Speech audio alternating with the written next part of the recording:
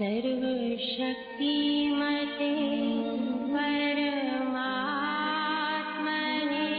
श्रीरामाय नमः। सर्वशक्तिमते परमात्मने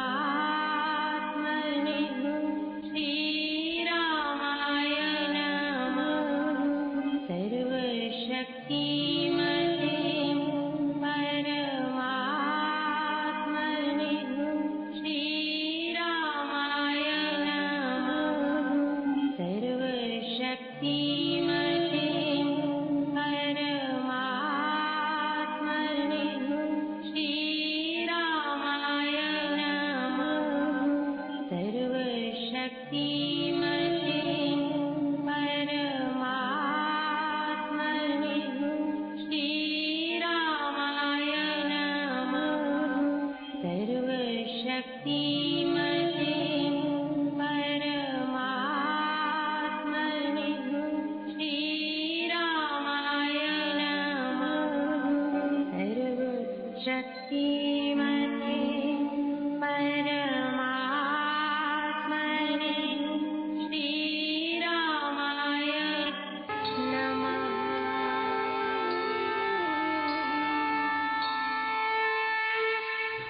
दोनों कर को जोड़कर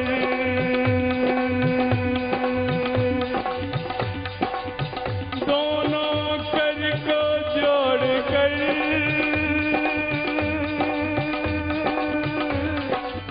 मस्तक घुटने से तुझको प्रणाम मम शत शत कोटियने।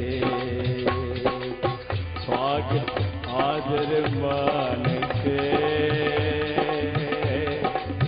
अभ्यगमन समधान। स्वागत आदर मान के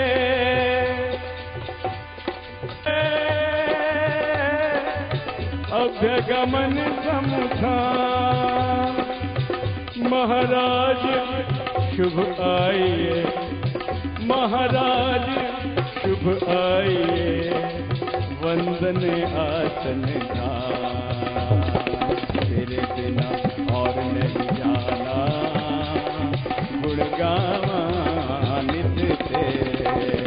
तेरे बिना और नहीं जाना, गुण गावा नित तेरे। तेरे बिना और नहीं जाना, गुण गावा नित तेरे। तेरे बिना और नहीं जाना, गुण गावा नित तेरे। तेरे बिना और नहीं जाना, गुण गावा नित तेरे। कोटिशय प्रणाम है मेरी माता और सज्जनों, आप सबके श्री चरणों में। इस संसार में, इस लोक में हर कोई चाहता है कि उसका जीवन सुखमय हो, शांतिमय जीवन हो। इस लोक में जिसका जीवन यहाँ शांतिमय है, सुखमय है, ये स्पष्ट जानिएगा, उसका जीवन ऐसा ही परलोक में भी होगा। जिसका जीवन यहाँ ही कलहपूर्ण है, अशांत है, चिंतित है, भयभीत है, ये सब मन से संबंधित बातें हैं। जो मन लोक में होता है वही परलोक में भी जाता है। यदि यहाँ उसे अशांत रहने की आदत पड़ गई हुई है, चिंतित रहने की आदत पड़ गई हुई है, यदि वह यहाँ भयभीत रहता है, तो फिर आप परलोक में अपेक्षा नहीं रख सकते कि उसे शांति लाभ होगी। अतएव इस संसार में, इस समय, इस जीवन काल में हमारा जीवन शांतमय होना चाहिए। गीता जी यही सिखाती हैं। गीता जी हमारे जीवन को केवल धार्मिक नहीं रहने देती, हमारे जीवन को आध्यात्मिक बना देती हैं। हमारे जीवन को शांतमय जीवन जीना सिखा देती हैं। कैसे ये जीवन प्राप्त होगा, कैसे हमारा जीवन दिव्य बन जाता है, कैसा हमारा जीवन आध्यात्मिक बन जाता है। आज थोड़े समय में इसी बात पर चर्चा करते हैं साधक जन। संत महात्मा फरमाते हैं, मुझे माफ करना, आपको यदि कोई बात इस प्रकार की लगे कि ये प्रैक्टिकल नहीं है, लेकिन मैं सच कहता हूं, मोस्ट प्रैक्टिकल बातें आपकी सेवा में कही जाएंगी। यदि आपका लक्ष्य शांति है तो उसके लिए कुछ भी करना महंगा नहीं है। ये शांति बहुत अनमोल चीज है। ये हर जगह से, कहीं बाजार से नहीं मिलती, ये कहीं विदेश से भी नहीं मिलती, इसलिए इसकी प्राप्ति अति अनमोल है। हर एक का जन्म इसी शांति की प्राप्ति के लिए हुआ है। प्रभु की प्राप्ति किसको होती है वह परमात्मा जाने, लेकिन शांति का खोजी तो हर कोई है। शांति की प्राप्ति तो हर कोई चाहता है। धनवान भी चाहता है, गरीब भी चाहता है, अनपढ़ भी चाहता है, शिक्षित भी चाहता है, विद्वान भी चाहता है, संत भी चाहता है और असंत भी चाहता है। शांति की चाह तो हर एक को है। महिला भी चाहती हैं, पुरुष भी चाहते हैं, बच्चे भी चाहते हैं। हर एक शांति की खोज करने के लिए ही आया है और शांति की प्राप्ति करने के लिए ही आया है। कैसी प्राप्ति हो? साधकजनों, संत महात्मा फरमाते हैं, इस जीवन में शांत जीवन बिताना चाहते हो तो अंधे बन के रहो और बहरे बन के रहो। ये बात आपको बड़ी इम्प्रैक्टिकल सी लग रही होगी, लेकिन बहुत मार्मिक बात है। पुनः सुनिएगा। इस जीवन में यदि आप शांति लाभ करना चाहते हो तो संत महात्मा, आप किसी भी क्षेत्र में हैं, किसी भी आप अवस्था में हैं, जवान हैं या वृद्ध हैं, वृद्धों के लिए खासकर ये बात बहुत महत्वपूर्ण है, पर ये सबके लिए ही महत्वपूर्ण है, ऐसा समझिएगा। आप आंख होते हुए भी अंधे बन के रहिएगा, कान होते हुए भी कुछ न सुनने की स्थिति में रहिएगा तो आपका जीवन शांत व्यतीत होगा। क्या हो रहा है इसे मत देखिएगा, क्या आपके लिए कहा जा रहा है इसे मत सुनिएगा, तो जीवन बहुत शांत व्यतीत होना शुरू हो जाएगा। आप बहुत समझदार हैं, हर चीज को समझते हैं, समझते हुए भी यदि ना समझी का जीवन आप व्यतीत करने लग जाते हैं तो आपका जीवन शांत हो जाएगा। सब कुछ समझते हुए भी ना समझ बन जाना, ये शांत होने का बहुत गहरा रहस्य है। आज एक वृद्धा किसी महात्मा के पास नित्य जाती है, आज भी गई, जाके कहा है, महात्मन, मैंने कभी आपसे कुछ नहीं मांगा, मैं यहां पर इस मंदिर में या इस आश्रम में रोज 4 घंटे व्यतीत करती हूं, मुझे सुनाई नहीं देता है तो मेरी बड़ी मौज। मुझे आप क्या कहते हैं कुछ पता नहीं लगता। मैं आपके सत्संग में भाग लेती हूं, लोग हंसते हैं तो मैं भी हंस देती हूं, लोग ताली बजाते हैं तो मैं भी ताली बजानी शुरू कर देती हूं, मुझे कुछ सुनाई नहीं देता। आप क्या फरमाते हैं मुझे कुछ पता नहीं लगता। मैं एक जैसे बहरा व्यक्ति होता है बिल्कुल उसी प्रकार से यहां बैठी रहती हूं, पर 4 घंटे मेरे बहुत अच्छे व्यतीत होते हैं। मैं झाड़ू पोछा लगाती हूं, घर कैसा होगा परमात्मा जाने, लेकिन वहां सेवा का काम बहुत करती है ये वृद्धा। कहती है, घर जाती हूं 4 घंटे यहां व्यतीत करके जाके मेरी बहू रानी मुझे नाश्ता देती है। जाते ही कभी छुट्टी का दिन होता है तो पौत्र पौत्री मिलती हैं, वह मुझे देख के तालियां बजाते हैं, हंसते हैं, मानो बहुत खुश होते हैं वह अपनी दादी को देखकर। जाते ही ये मेरी जो बहू आई हुई है ये संगीता आचार्य है, संगीत की आचार्य है, सिखाती है, बहुत समय तक रियाज करती रहती है, संगीत का गाती बहुत अच्छा है, ऐसा मुझे पता चला है लोगों के आने जाने से कि ये अवश्य बहुत अच्छा गाती होगी। लेकिन मेरे भाग्य में ना उसका संगीत सुनना ही लिखा है और ना पौत्र पौत्री जो खुशी से कुछ मुझे कहते हैं मैं सुन नहीं सकती।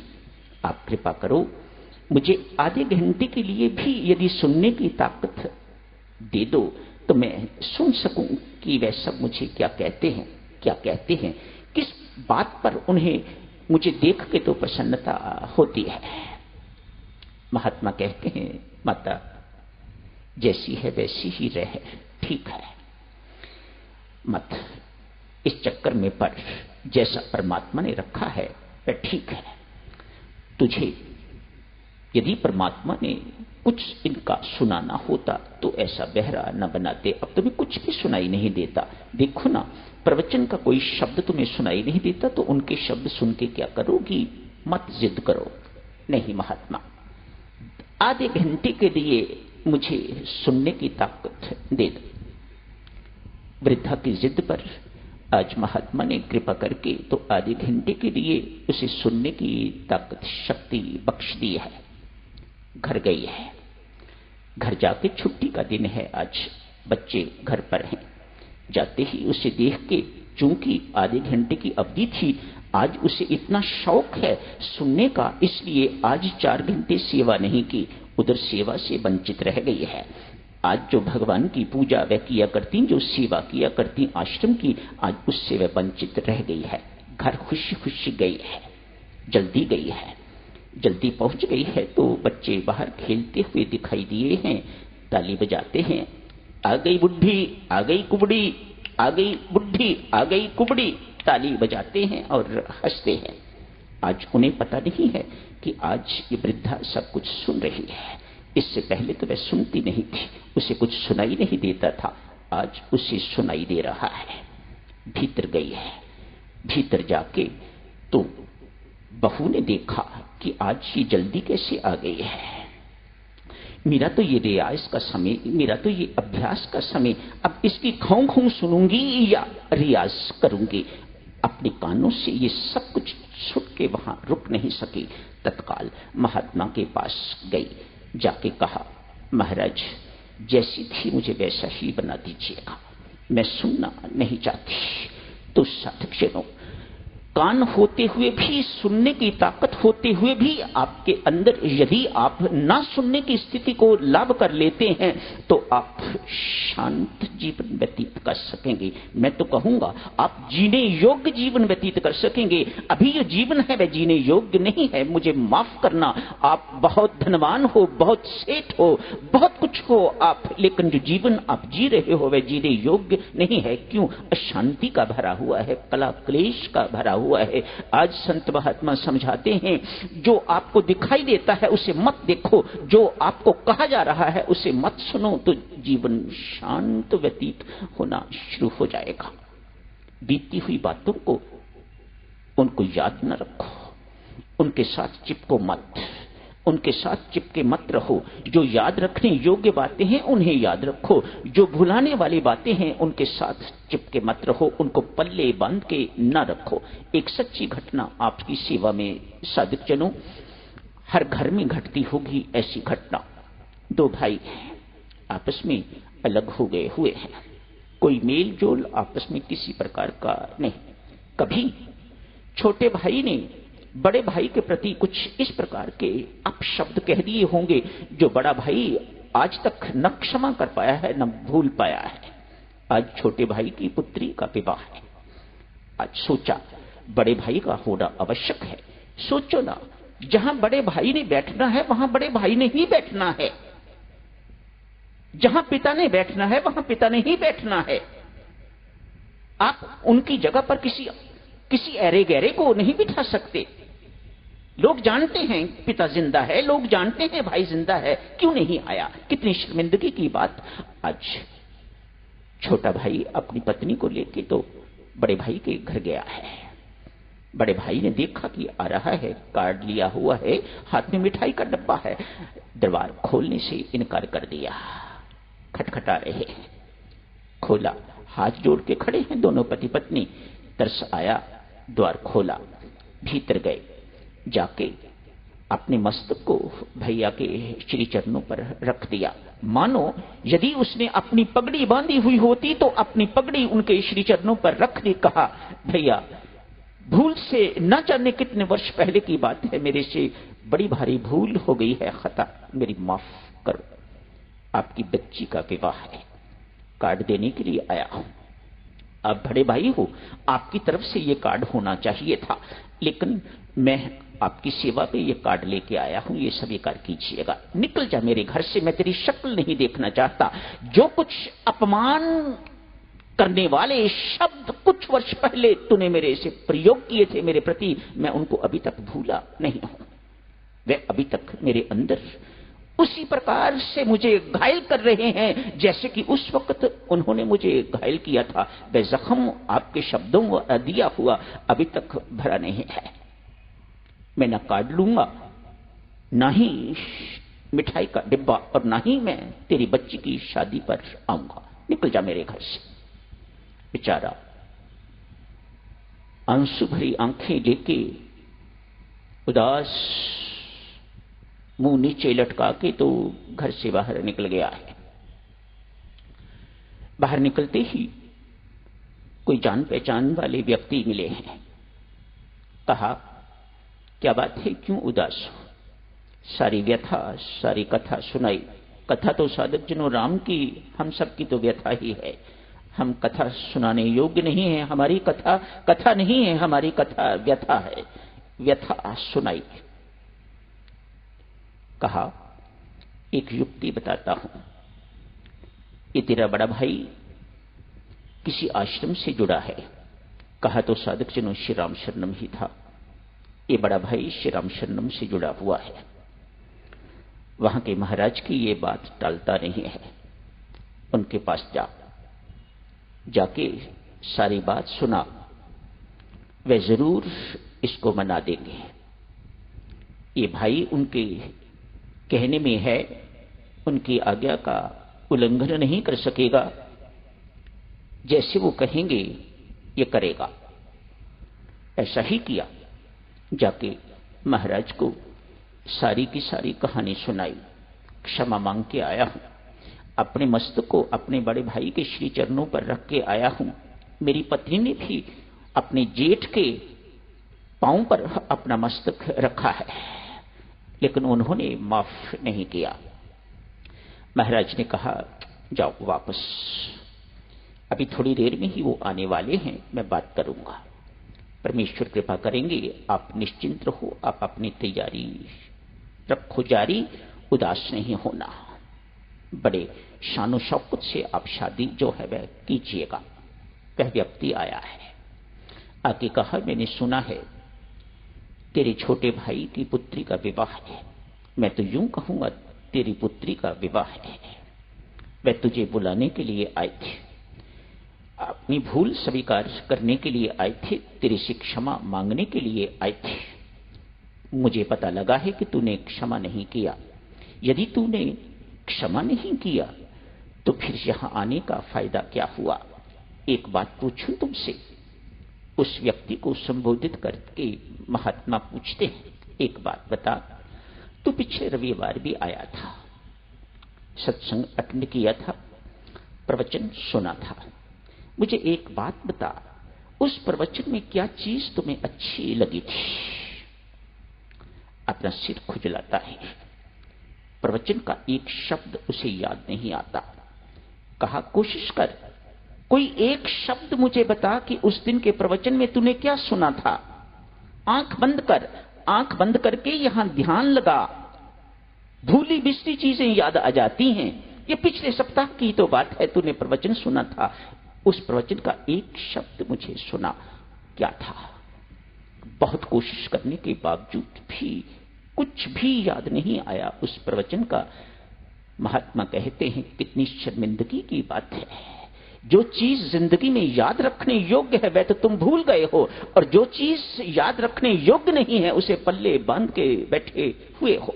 क्या सीखा है यहां आके इतने वर्षों में? बड़ी शर्मिंदगी की बात है तेरे लिए भी, और अधिक शर्मिंदगी की बात है मेरे लिए। जा, एक साधक का जो कर्तव्य है उसे निभा। तेरा कर्तव्य बनता है, जाके आगे होके तू अपने छोटे भाई की पुत्री का विवाह कर। आप माताओं सज्जनों विश्वास करो, ऐसा ही हुआ।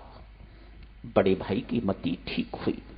जैसे ही मति ठीक हुई तो कहते हैं उसने अपने छोटे भाई का एक पैसा खर्च करने नहीं दिया, सब कुछ अपने खर्चे पर किया है।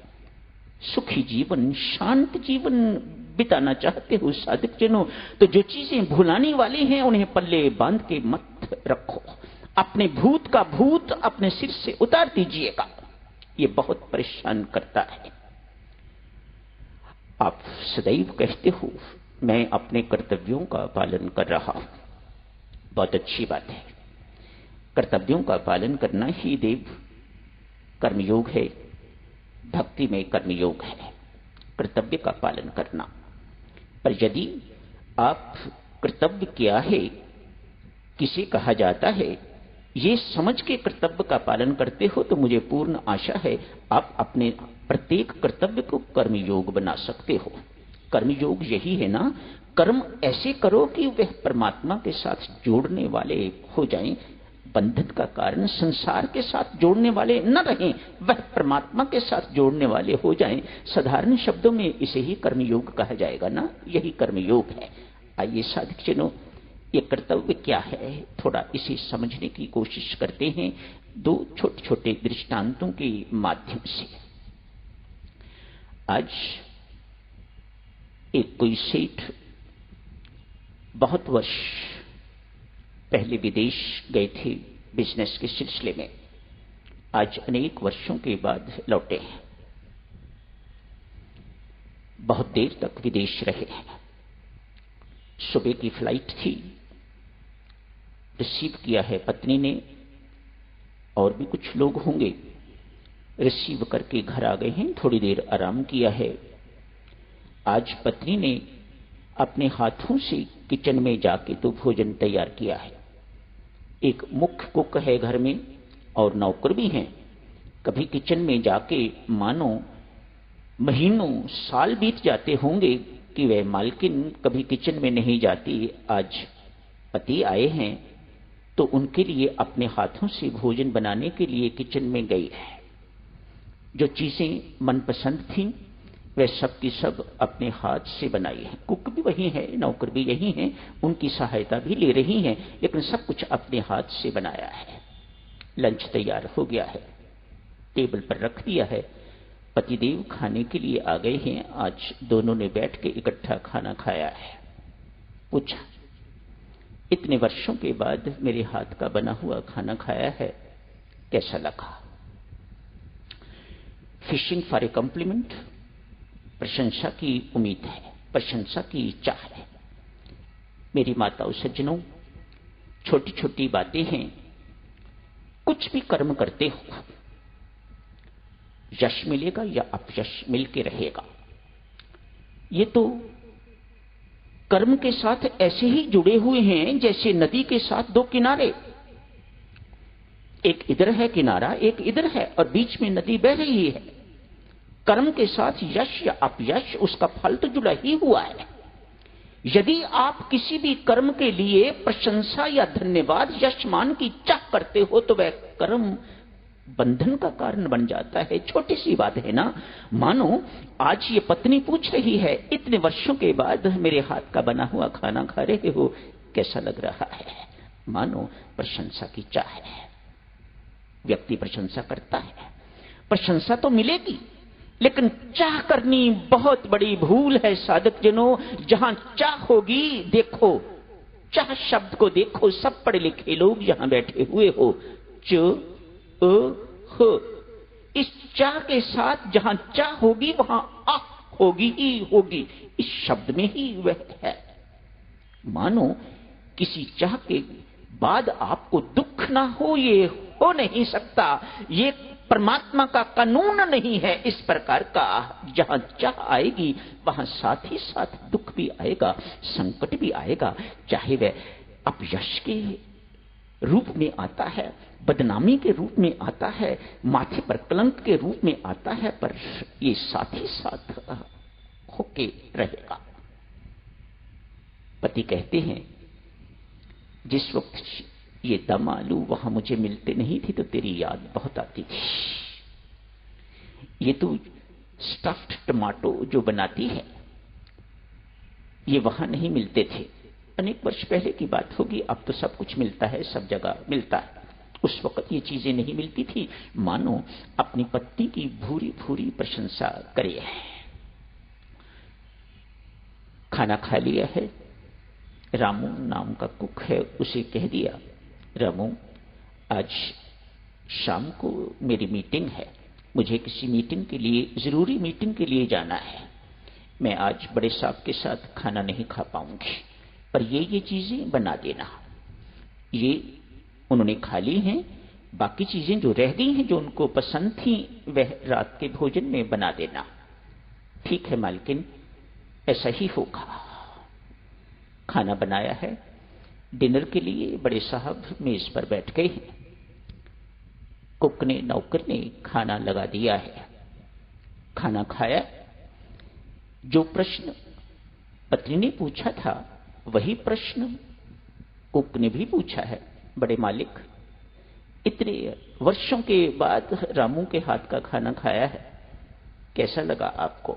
अरे रामू, क्या बताऊं, इस चीज की जैसे ही मुझे महसूस होती थी, कमी महसूस होती थी, तो तेरी याद बहुत आती थी। वही शब्द जो पत्नी के लिए कहे हैं वही शब्द रामू के लिए भी कहे हैं।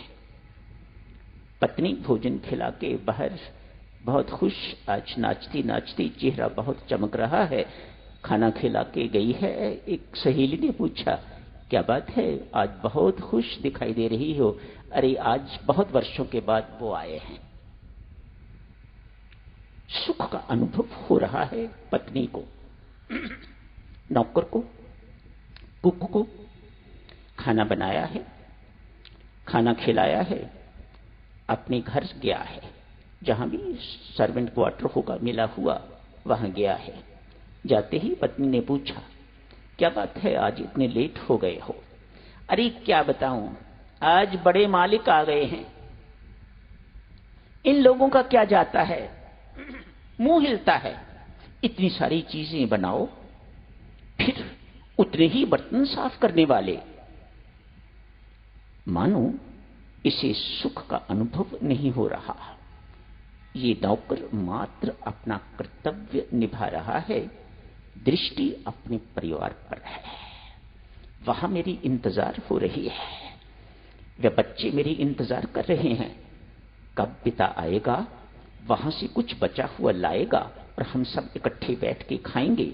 घर भी खाना बना हुआ होता है, पर अक्सर लोग बड़े घरों से थोड़ा बहुत ले जाते हैं। मालिक लोग कह देते हैं, ले जाओ, ये जाके घर बच्चों को खिला देना। उसके मन में किसी प्रकार की प्रसन्नता नहीं है, वह अपना कर्तव्य बना रहा है। एक साधक जनों, एक कर्म को राग सहित कहा जाता है, आसक्ति सहित कहा जाता है, और दूसरे कर्म को जिसे कर्तव्य पालन कहा जाता है उसे आसक्ति रहित कहा जाता है।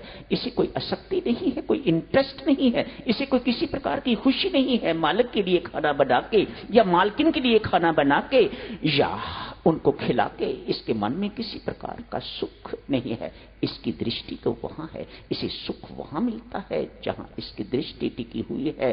संत महात्मा कहते हैं, अपने कर्तव्य निभाओ लेकिन मन में परमात्मा की याद बनाए हुए रखो, आपका मन उस परमात्मा के साथ रहे। कर्तव्य यहां निभाओ, ऐसे कर्तव्य को कर्मयोग कहा जाता है, भक्ति में कर्मयोग कहा जाता है।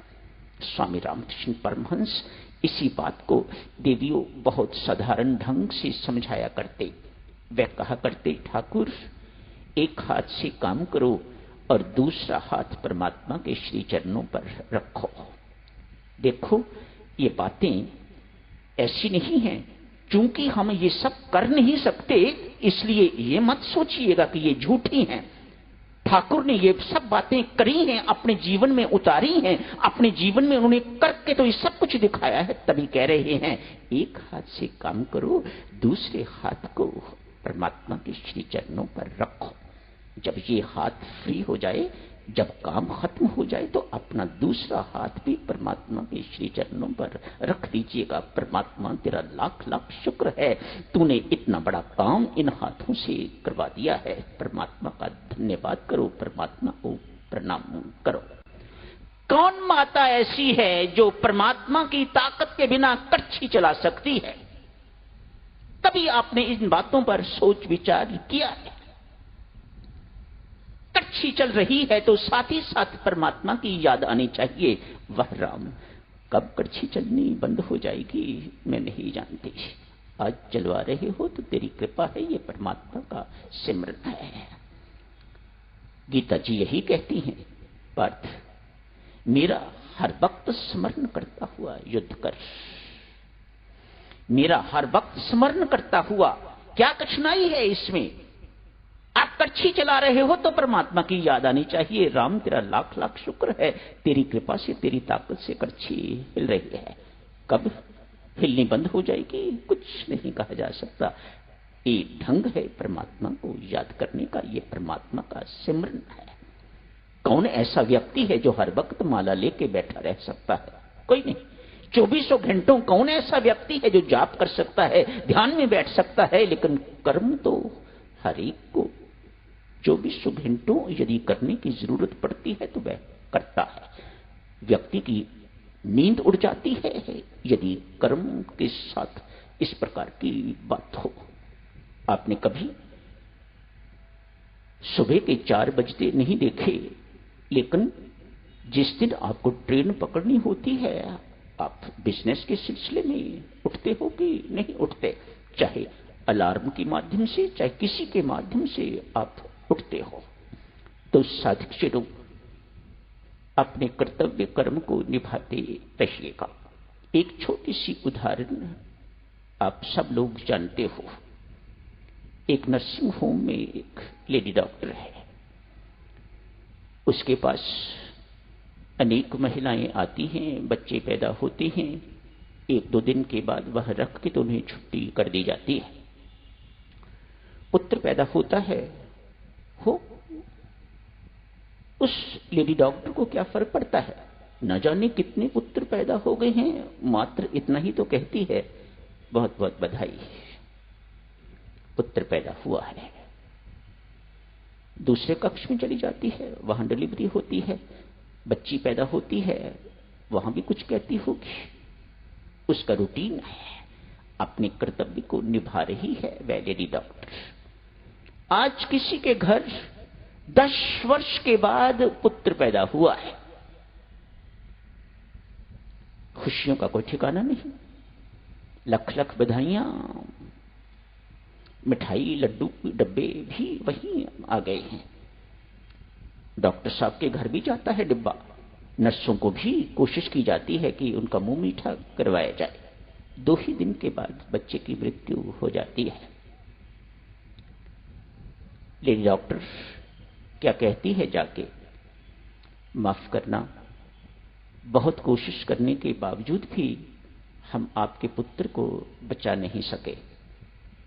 एक सफेद कपड़ा उसमें लपेट देती है और कहती है, मेहरबानी करके इस बच्चे को आप ले जाइएगा, यहां कमरा किसी और को अलॉट किया हुआ है। अपना कर्तव्य निभा रही है, ना उसे हर्ष है और ना ही उसे किसी प्रकार का दुख है। आप सोचते हो साधक जनों, घर जाते भी उस लेडी डॉक्टर की यही हालत होती होगी? यदि घर जाके भी वह इसी प्रकार से अपना कर्तव्य निभाती है जैसे वह हॉस्पिटल में निभा रही है, जैसे एक स्टेट बैंक का एम्प्लॉई कैश लाखों रुपयों को होल्ड करता है, उसमें से 1 पैसा भी अपनी जेब में नहीं डाल सकता। क्यों? मेरा नहीं है। घर जाके वही डॉक्टर या स्टेट बैंक का एम्प्लॉई, हेड कैशियर, ये मेरा घर है, ये मेरे पुत्र हैं, सब कुछ भूल जाता है कि सब परमात्मा का है। जब ये याद रहे सब परमात्मा का है और मैं परमात्मा का नौकर बन के उसके दिए हुए कर्तव्यों को निभा रहा हूं, तो ये कर्म योग बन जाता है। अन्यथा ये कर्म भोग बन जाता है, दुख का कारण बन जाता है, जन्म मरण का चक्कर का कारण बन जाता है। पूर्ण आशा है सरल शब्दों में कर्तव्य निभाने का क्या अभिप्राय है आप सबको स्पष्ट हो गया होगा। इस प्रकार से कर्तव्य निभाइएगा, इस प्रकार से कर्तव्य कीजिएगा, इस प्रकार से कर्म कीजिएगा, छूटता नहीं है। साधक जनों, अर्ज की थी आप जी से, गीता जी की सर्वश्रेष्ठ टीका है श्री रामायण जी। रामायण जी में जो करके दिखाया गया है वही कृष्ण अवतार में गीता जी में लिखा गया है। स्वामी जी महाराज बड़े स्पष्ट शब्दों में कहते हैं, ठीक भी है। तो मानो जितने भी रामायण जी के किरदार हैं, अभिनेता कहिए, जो भी पात्र हैं, उन्होंने सब चीज अपने जीवन में पहले उतारी है और फिर उसे गीता जी में लिखा है। प्रमाणिक चीजें हैं। आओ साधक जनों, 2 पात्र श्री रामायण जी के लेते हैं। कोशिश होगी 3 पात्र यदि बात हो सके समय के अनुसार, पर 2 पात्र तो सुनिएगा। आज सर्वप्रथम प्रभु राम की बात करते हैं। प्रभु राम को पूर्ण कर्मयोगी कहा जाता है, आदर्श कर्मयोगी कहा जाता है। भगवान श्री कृष्ण को कर्मयोग के आचार्य कहा जाता है, इन्हें आदर्श कर्मयोगी कहा जाता है। आचार्य तो पढ़ाने वाला होता है, बताने वाला होता है। रामायण जी में साधक जनों बहुत उपदेश नहीं है, और महाभारत काल में उपदेश ही उपदेश हैं। गीता जी ही देखो, भगवान राम ने एक आदर्श कर्मयोगी का रूप किस प्रकार से प्रस्तुत किया है। अनेक घटनाएं हैं, लेकिन आज आपके सामने एक घटना, जिससे आपको पता लगेगा हमें प्रभु राम की तरह कर्मयोगी किस प्रकार से बनना चाहिए, किस प्रकार से बनना है। ये सिलेबस है हमारा। प्रभु राम वन यात्रा के वक्त आगे आगे चलते हैं, बीच में सीता जी हैं, लक्ष्मण जी पीछे पीछे चलते हैं। बड़ा सुंदर क्रम है। आगे आगे परमात्मा है, बीच में माया है, और सबसे पीछे जीव हैं। हम सब बातें साधक जनों आध्यात्मिक कर रहे हैं। आध्यात्मिक दृष्टि से इनका क्या अभिप्राय है? क्यों हम अपना जीवन धार्मिक नहीं आध्यात्मिक बनाना चाहते हैं? शांति आध्यात्मिक जीवन में है, शांति धार्मिक जीवन में नहीं मिल पाती। कुछ ना कुछ लड़ाई झगड़े होते ही रहते हैं। प्रश्न है बहुत बड़ा। आप देखो, एक व्यक्ति की बात दूसरा व्यक्ति नहीं मानता, ये आध्यात्मिकता के चिन्ह नहीं है। आप धार्मिक हैं, लेकिन ये मतभेद, ये भेदभाव बना रहता है। मानो आपको अपने आप को सोचना चाहिए कि अभी अध्यात्म हमारे जीवन में नहीं आया है। अध्यात्म जब जीवन में आएगा तो फिर व्यक्ति कुछ करता हुआ दिखाई नहीं देता, फिर दिखाई देता है कि सब कुछ परमात्मा की इच्छा से हो रहा है। तब समझिएगा कि आध्यात्मिक आपके जीवन में आ गया है। ये सत्य है, सत्य भी यही है। और सत्य के पास जितना जाओगे, जितना उसके समीप जाओगे, जितना अधिक समीप जाओगे, उतना आपके अंदर सत्य उतरेगा, अन्यथा नहीं। सत्य के पास जाओगे तो सत्य के पास शांति के अतिरिक्त और कुछ नहीं। असत्य जीवन ही अशांति का कारण है। सत्य के पास जाओगे तो आपको शांति भरपूर मिलेगी। क्यों? सत्य शांति से भरा पड़ा है। प्रभु राम आगे आगे चलते हैं, बीच में माया है, पीछे जीव। बीच में माया, जैसे हम लोग हैं संसार के बीच, तो जीव क्या करता है, लक्ष्मण क्या करता है? पीछे है जो आगे चलने वाले हैं प्रभु राम, उनके दर्शन करके अपने जीवन को कृत करना है। तो लक्ष्मण क्या करता है? न भगवान को कुछ कह सकता है, न माया को ही बदल सकता है, स्वयं को बदलना है।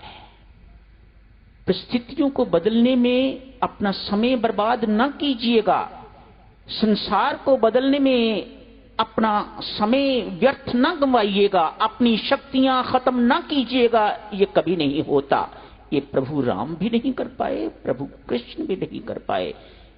आपको बदलना है तो अपने आप को बदलना है।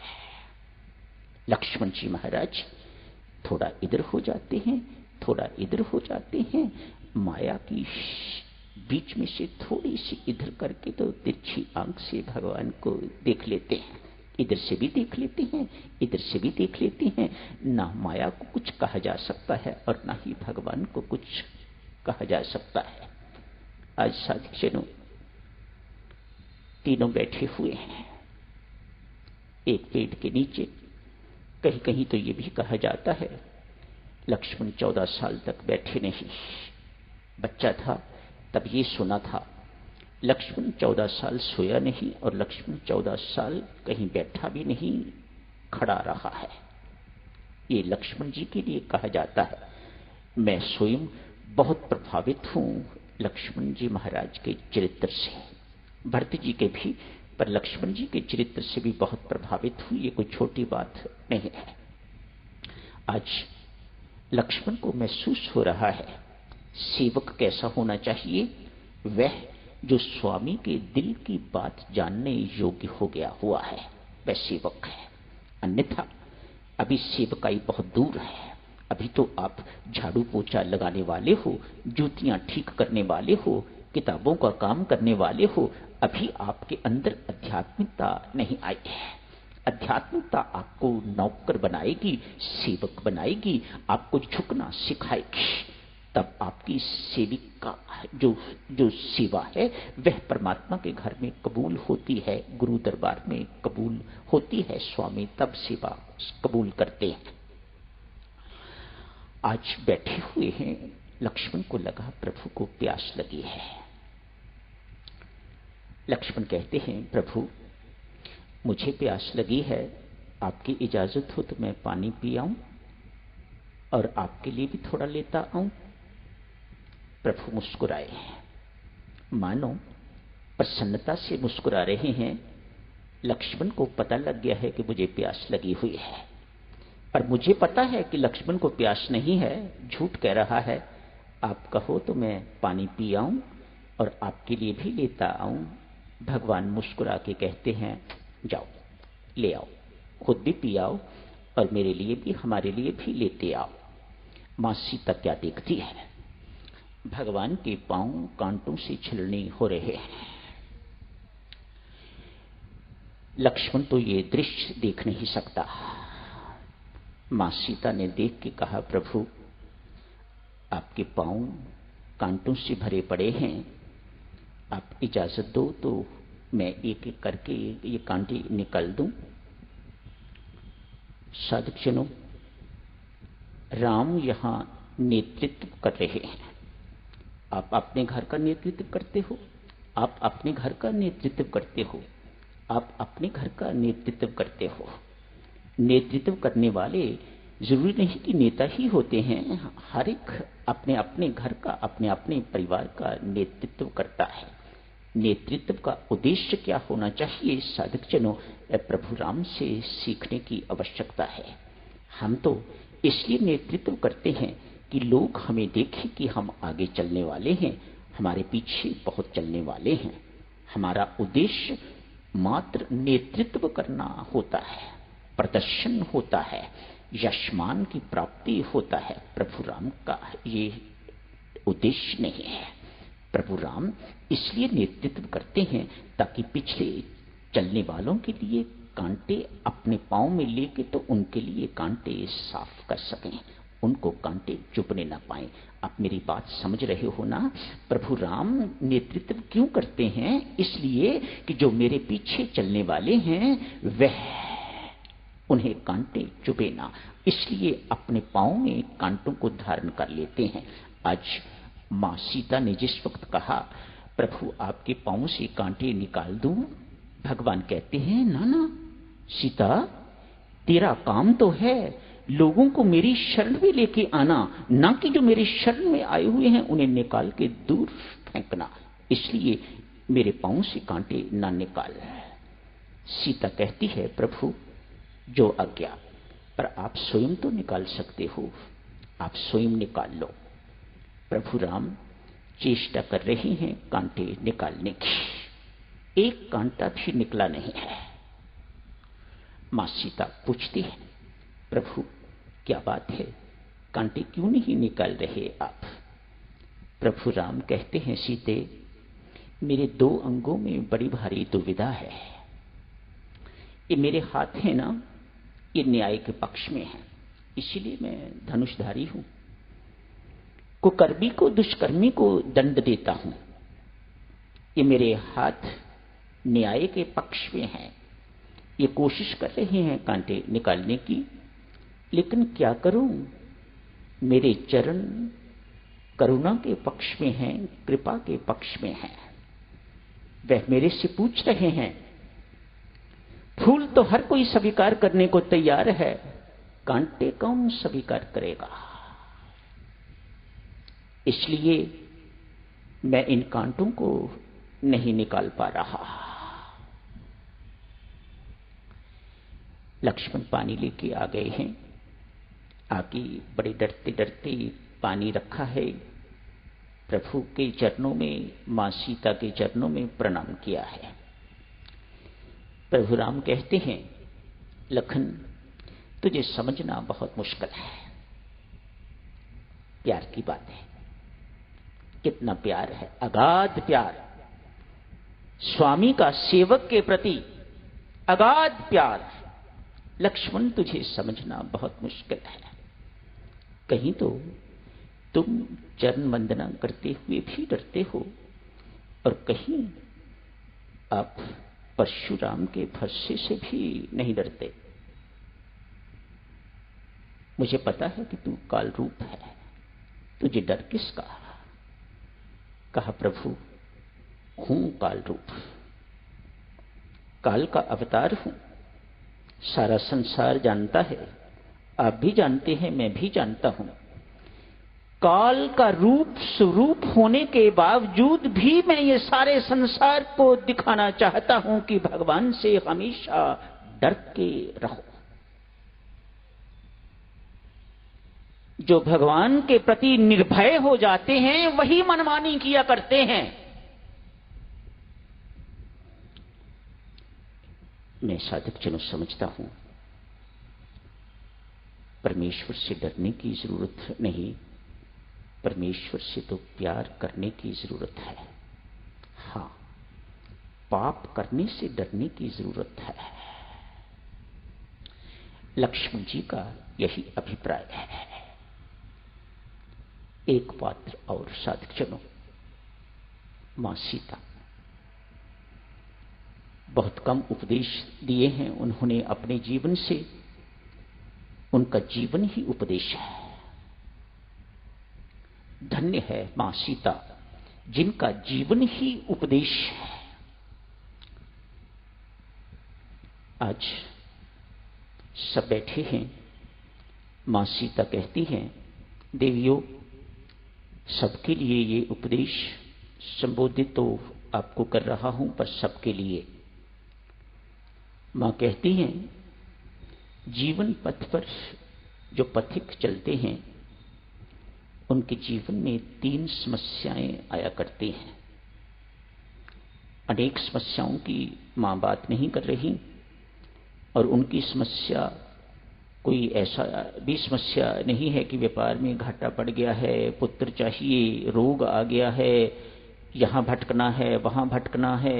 ये तो हमारी समस्याएं हैं, ये तो संसार की समस्याएं हैं। दिव्यों की दिव्य समस्याएं हुआ करती हैं और दिव्य ही उपाय हुआ करते हैं। मां सीता कह रही है, जीवन पथ पर चलते हुए पथिक के सामने 3 समस्याएं आया करती हैं।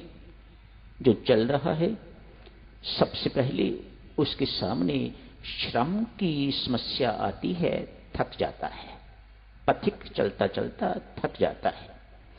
एक समस्या श्रम, दूसरी समस्या भ्रम।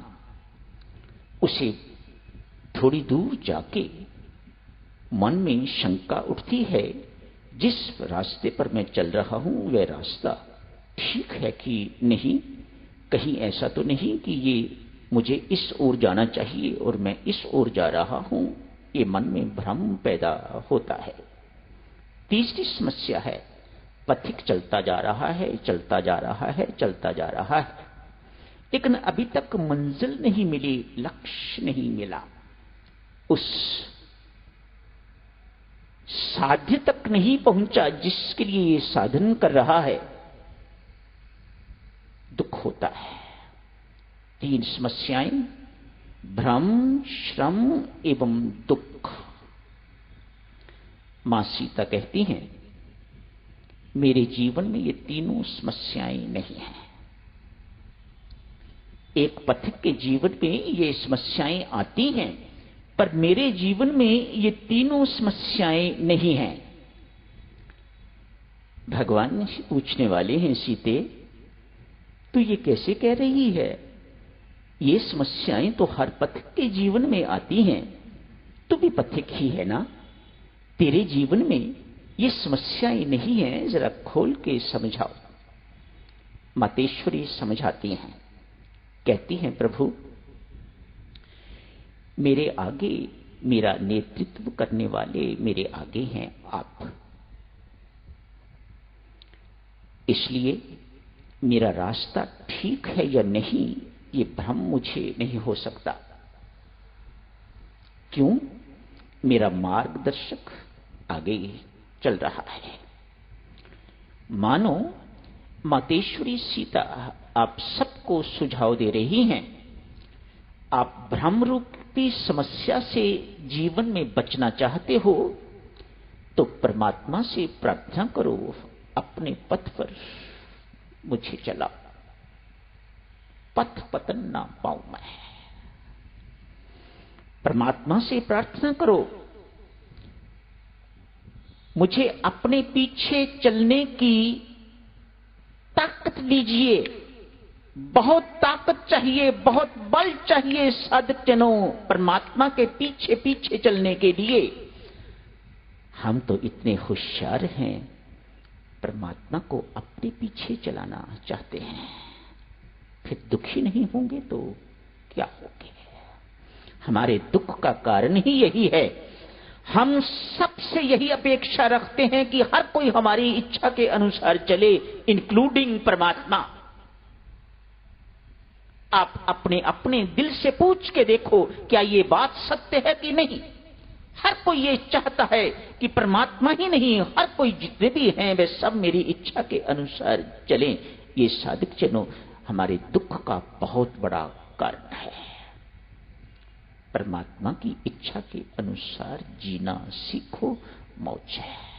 उसे अपनी इच्छा के अनुसार न चलाओ, तब जीवन में भ्रम नहीं आएगा। मेरे जीवन में श्रम की समस्या भी प्रभु नहीं है। वह कैसी? मेरे पीछे पीछे तो चलती हो तुम, फिर थकान क्यों नहीं महसूस होती? मां सीता कहती है, प्रभु जो चलेगा वो थकेगा, जो गोद में बैठा हुआ है वह थकेगा क्यों? क्यों वह चल ही नहीं रहा? मैं तो हमेशा अपने आप को आप जी की गोद में बैठी हुई मानती हूं। देखो ना, जो मैं कह रही हूं उसका प्रमाण भी देती हूं। पसीने की बूंदें आपके माथे पर हैं, मेरे माथे पर नहीं, कहीं नहीं। पसीने की एक बूंद नहीं। जो चलेगा प्रभु वह थकेगा। साधक जनों ये बात अक्षरशः सत्य है। इतनी चलने में थकान नहीं जितनी थकान हमें इस बात की महसूस होती है कि हमारे ऊपर बहुत बड़ा बोझ है।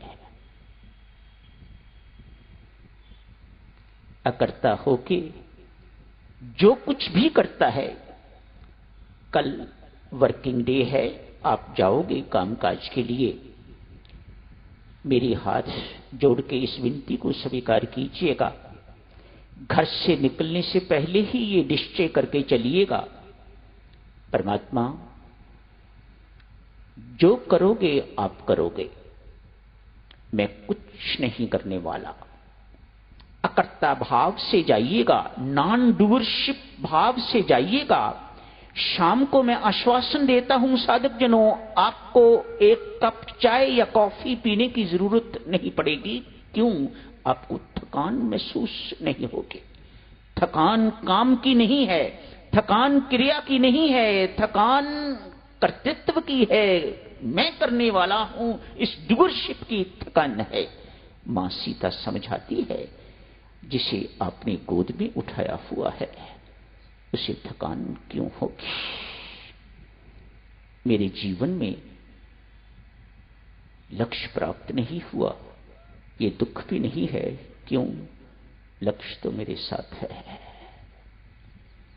सुखी शांत जीवन व्यतीत करना चाहते हो तो मां सीता की इस शिक्षा को पल्ले बांध लो साधक जनों। परमेश्वर की इच्छा के अनुसार चलना है। परमेश्वर को सब कुछ करने दीजिएगा। वह सब भरत को पद मिल गया है। थोड़ी सी बात भरत के बिना पूरी नहीं होगी। भक्त को पद मिल गया है। जाके राज्य कर। भक्तजनों, सब हिंदी जानते हैं। पद और मद में बहुत थोड़ा अंतर है। पद का पहला अक्षर प और उससे बिल्कुल अगला ही अक्षर म है। इस प को हटा के यदि मां लग जाता है, मानो स्पष्ट किया जा रहा है पद मिलते किसी के अंदर मद ना आए, वह कोई शूरवीर होगा। मद आके रहता है। भरत जी महाराज ने इस पद को स्वीकार कर लिया है। पता लग गया है जो ये कह रहे हैं मुझे ऐसा ही करना होगा। भरत की जीत है या राम की, कहना बहुत कठिन है। प्रेम की जीत है जो दोनों में है। भरत जी महाराज कहते हैं, प्रभु मैं आपकी आज्ञा को शिरोधार्य करता हूं।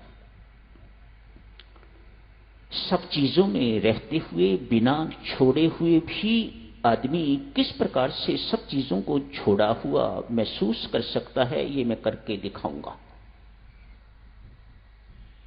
मुझे आधार दीजिएगा।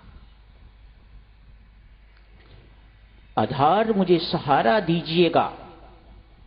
भगवान बहुत प्रसन्न होते हैं। चरण पादुका पर खड़े होके पांव लगा के तो अपने हाथों से भरत को सौंप देते हैं। लो भरत, ये आधार ले जाओ। भरत जी महाराज ने चरण पादुका को अपने सिर पर रख लिया है। भगवान पूछते हैं, भरत ये आधार है या भार? चुटकी लेते हैं भगवान भी अपने भक्त की महिमा को प्रकट करने के लिए। ये क्या कहता है? दूसरों को सुनाने के लिए, बताने के लिए। ये भरत ये सिर पर रख ली है, ये आधार है कि ये भार?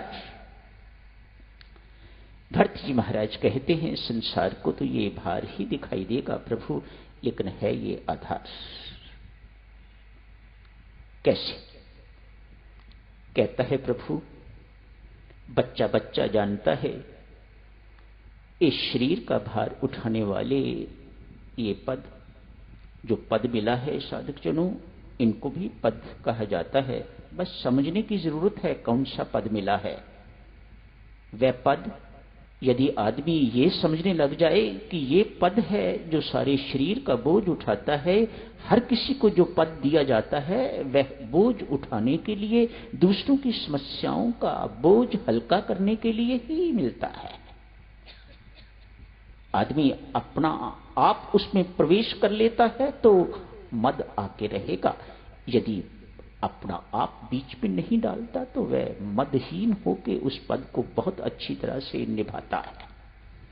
भरत जी ने ऐसा ही किया है। ये पद हैं साधक जनों, पांव हैं, पूजनीय हैं। हर कोई पांव को पूजता है, कोई सिर को नहीं पूजता, कोई सिर को नमस्कार नहीं करता। आप पांव को छूते हो, क्यों? ये सारे शरीर का बोझ उठाते हैं। ये कोई छोटी बात नहीं, जीवन भर बोझ उठाते हैं और बोझ उठाने वाले का पद बहुत उच्च होता है। ये पांव आपके वंदनीय बन गए हैं, वंदनीय बन जाते हैं, पूजनीय बन जाते हैं। पादुका तो इसके भी नीचे है ना? पादुका तो इसके भी नीचे है, पांव के भी नीचे है।